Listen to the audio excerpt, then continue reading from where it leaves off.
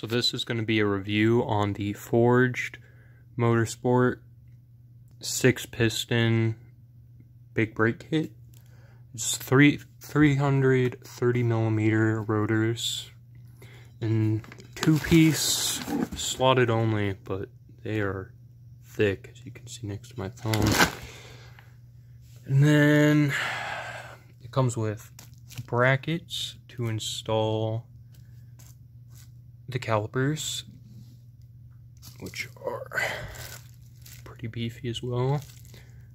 And then these come with EBC yellow stuff brake pads, which are pretty much the best you can get.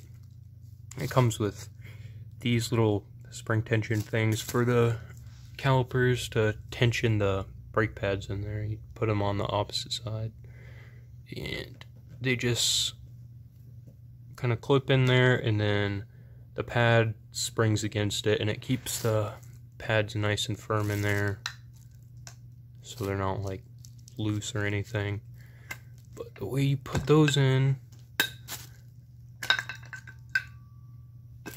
is you just take this, put it on the inside with the inside curve facing down, like that. And then you just kind of put the pad in there, and then you press down a little bit on the pad. If I can get it recording with one hand. There you go. And then it just keeps those nice in there. And then it comes with these little, they're not really shims, but they go on the back of the brake pads. You're supposed to cut them to fit. These won't have too much cutting to do, just the corners. But it's supposed to help reduce brake noise. EBC yellow stuff. And then it comes with these really nicely machined brackets, as I said. Comes with 4 mounting bolts. Cat's in the box. And then it comes with these little shims to center your, they're really thin, but it's to center your caliper perfectly over your rotor. And then it also comes with steel braided brake lines, and it comes with the hardware for that, some little copper washers and some little bolts, some thread locker, and everything you're going to need to install this. I'm probably going to go over more of this stuff in a minute, but you're going to need 12mm Allen key for these bolts.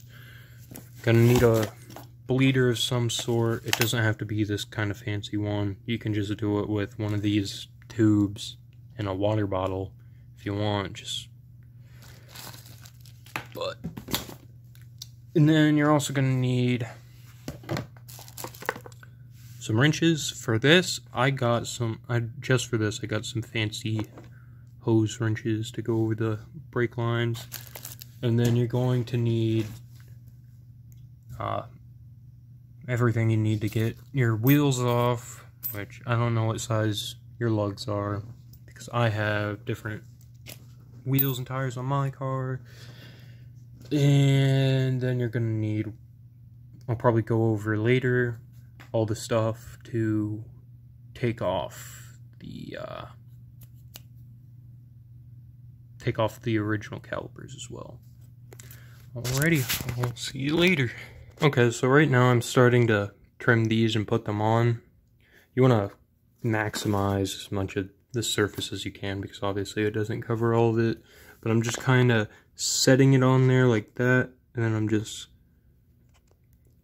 let's see if I can get it to focus, trying to trim off that little bit at the corners, make sure it's all perfectly lined up best it can be, and then just trim off the edges with an X-Acto or a box cutter, and it works pretty well. And then you just peel off this brown tape and stick it to the back of the pad.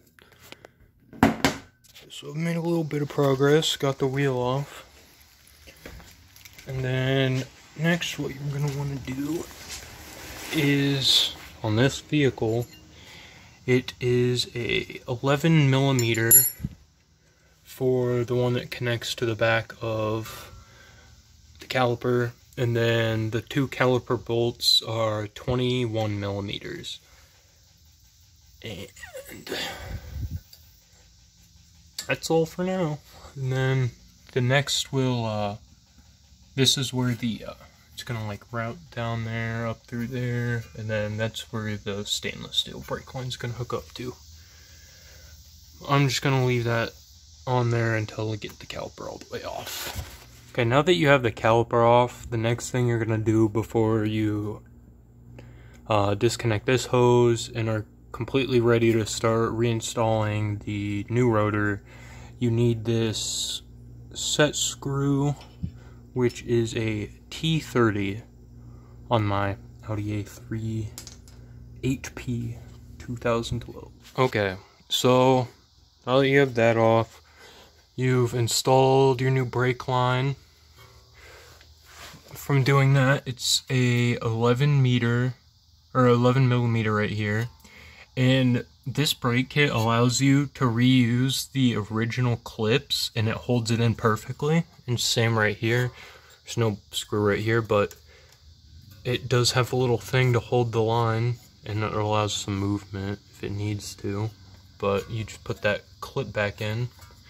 And these clips, to remove them, just use a pair of vice grips, and you can just put them in. Fucking, I don't know. What I did, I tapped them with a very small hammer. This is a very small hammer, but a little mallet would probably be better. I don't have a little mallet, but yeah. Next, you want to put the brackets on first. And don't put any thread locker on them, don't torque them down yet, just make sure that they aren't moving at all, because you probably will have to add some shims. And you add the bracket first, because if you have this with the caliper, it's just going to be a lot heavier, and yeah, it's just going to be heavier, and it's going to be easier to do it with the bracket already on here. Already. Okay, now that you have this installed, you just want to make sure that it's as centered as it can be. If it needs to go out this way, add some shims to these. If it needs to go this way or that way, add or remove shims to these.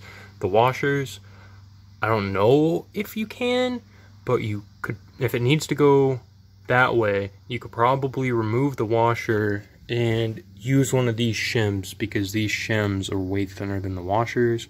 But then again, I don't know. I mean, they're pretty hard. They're not just like flimsy, but okay. So for me, I think I am going to have to go this way just a tad, towards the fender well, just a tad, because there is a little bit more of a gap on this side than that side. Other than that, I think it's fine.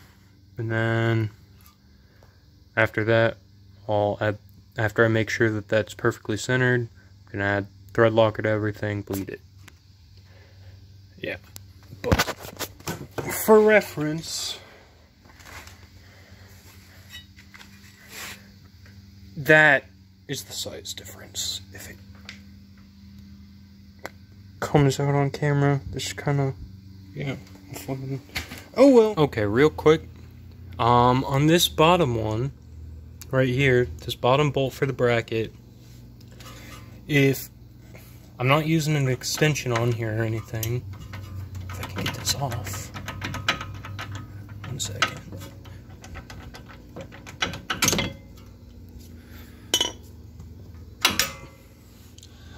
But it is kind of long, and with the addition to the ratchet, it's just too long, and it hits this control arm. Sorry, my phone's about to die and the flash won't work. So for a trick that I use a lot of the time, having hard to reach stuff like that, just put your jack under that control arm and then jack it up just a little bit. Don't lift it off your jack stand. Just do it enough so you can fit whatever you need to back there to get it in. Because if you don't fucking tighten it in all the way, and let's say you're like, well, I can't fit the torque wrench in there. No, I'm not even gonna mess with torquing it down. Don't do that. There's another way. Somebody did it before you. You just gotta figure it out. Simple as that. But so for what I did is I took the washers off and I replaced it with, I don't know what that is. It's just some random stuff in here. Okay, leave me alone. But yeah, there's the 2 washers. I replaced it with 2 of the spacers because 2 of the spacers is about half as thick as this. Your mileage may vary. You might need to move it this way. You might need to move it that way. You might need to move it that way or that way. It depends. But I am currently tightening these bolts back down to see if it's centered yet. I'll get back to you. But that's what I'm doing to try and cut that down. Also, the easiest way, so you don't have to do every freaking bolt and take the caliper on and off. What I did is I just took the top bolt right there. I just took that off, replaced the washer with the shims, put it back in, and then did the bottom one. So that way I didn't have to take this all off. But yeah, alrighty, I'll check back in with you in a minute. Okay, so now that you have everything shimmed correctly, everything's the way it needs to be, perfectly centered, otherwise you'll die. I don't know if that's true, but just do it right. You just spent a lot of money on brakes. So now you have everything removed and you're going to install everything for the final time. I'm going to go ahead and put some red thread locker on these 2 bolts and get this bracket started. I will be back in a second. Okay, sorry if I'm a little out of breath. So after I finally got the flash working. So after you put thread locker on them, you can torque them down. I torqued them down to a factory spec because they didn't give me any specs on the sheet. But factory spec for a 2012 Audi A3 TDI. The brake bracket torque specs are 196 Newton meters, which converts to 144.5 something foot-pounds of torque. But that's where you start, okay? So next, since I am, find the thing. Okay, since I am big balling, I'm adding a little bit of lube. So, the only place I'm going to add any is right where this slides in and out. I'm going to add a little bit down at the bottom in the groove where it slides, just so it doesn't like wear super bad, but just a little bit. Don't go excess, because anything that comes off on your brake pads will make your brake slip and you'll die. But yeah, just be careful. Don't add too much. Don't add more than you need. Just a little bit here and there, where it slides, where it rubs. And then after that, you can go ahead and add some thread locker to these 2 bolts and torque those down as well. Now, since these are brackets, I am not sure how much to torque them down to. Since it's all solid metal, pretty thick, I think I'm going to go with close to what that was, to what those were. I'm not going to do the whole 145 foot-pounds. I think I might do 135 to 140 because I don't want to fucking snap a bolt. But I also don't want a bolt to come loose and I die. There's no torque specs for this, so go with your best educated guess. I'll let you know how it goes though.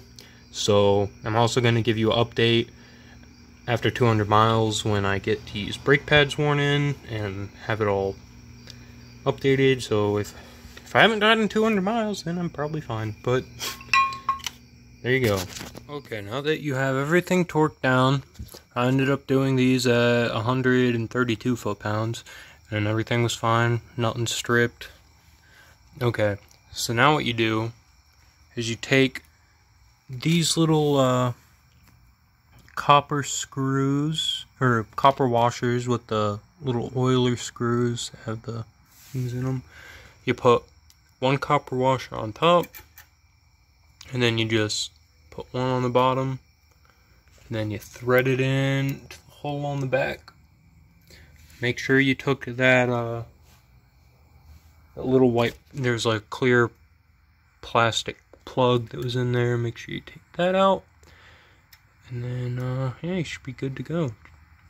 Okay, so in this video I didn't show bleeding the brakes, and that's because there's many ways of doing it, and depending on what big brake kit you have, you might have to bleed them a little different. And I mean, there's lots of videos out there of bleeding brakes. I didn't, when I was doing the unboxing of it originally, I missed 4 bolts, and I also forgot to explain why I wasn't torquing down the other bolts for the caliper as much as the ones that bolted into the bracket. But basically, the other bolts, so the original ones were this 12mm Allen key. The other ones were, I believe it was 10mm, but AutoZone didn't have any 10mm Allen keys, so I just got a 3/8 and it works. But those bolts were a lot thinner, so I didn't want to snap them. And I am making this part of the review way later than I was expecting, but everything's held up. I've probably put 1,000 miles on the car. I haven't had any problems. So all the main tools I used was a 1/2" torque wrench, a 1/2" ratchet, vice grips, or yeah,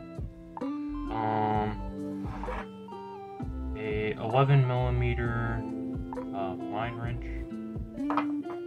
Always gotta have the little flathead. Just a screwdriver. You could use a 1/4" ratchet with a T30.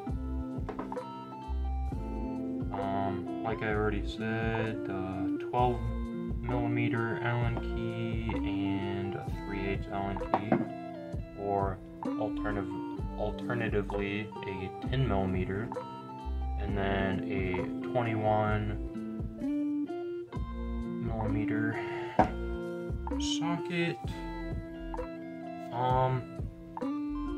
Also, they gave you a little tiny bottle of thread locker, and with all 8 bolts and them being pretty big bolts, I went ahead and got some more red thread locker because I just didn't think they gave you enough.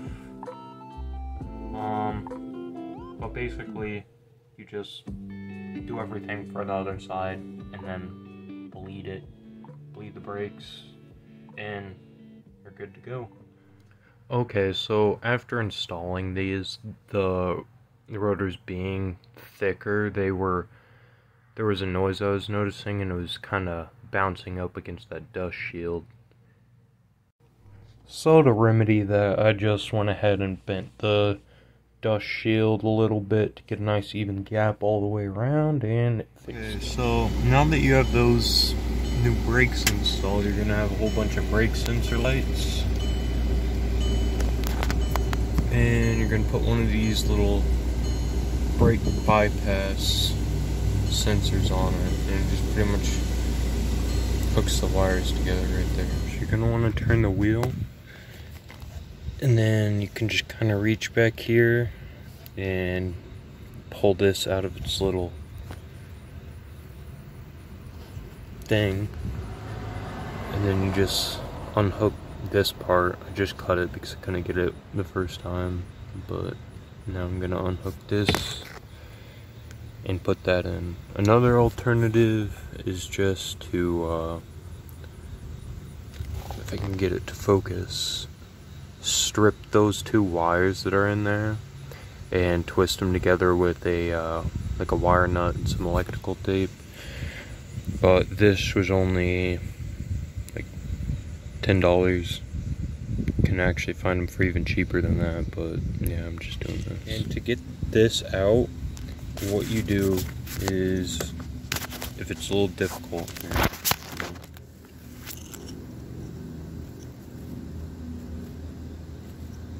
so you just take this screwdriver and you put it in here and you pull backwards like that. It'll focus. Just put it in there, pull backwards, and you should be able to pull on it and it'll pop out. And when it's all back installed, it is right here in its little clip, and it just misses that bolt and shouldn't really hit anything.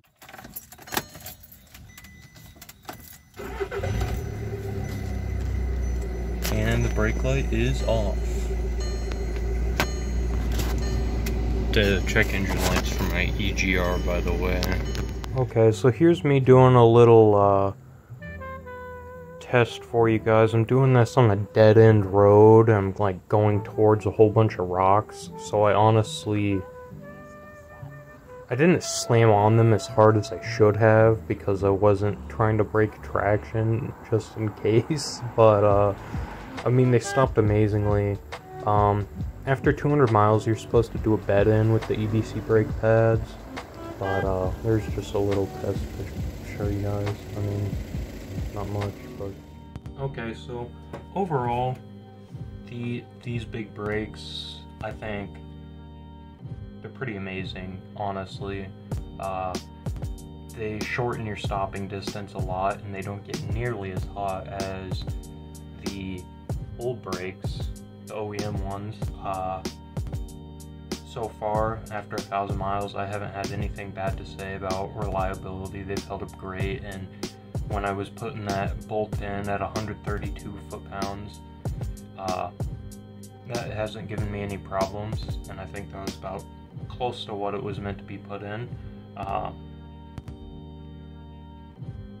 And for the price, I think it's pretty up there in quality. I haven't used Willwood or Brembo brakes, but I would compare them to those easily because, I mean, they're great. I haven't had anything bad to say at all. The EBC pads, they have that red thin layer to wear them in, and they broke in great. The rotor. I guess next I'm gonna do are I'm gonna do rear brakes. I need to do those soon. I was probably just gonna get some slotted rotors or drilled in slotted rotors, and then some yellow stuff pads. Just gonna do all EBC stuff for the rear, but I wasn't gonna do anything with the calipers. And then one of the big things I'm doing next is coilovers, and that's coming pretty soon. I don't know when I'm going to edit the next video, but I was planning on getting a set of Silver's coilovers. But yeah, that's the video. Thank you guys for watching.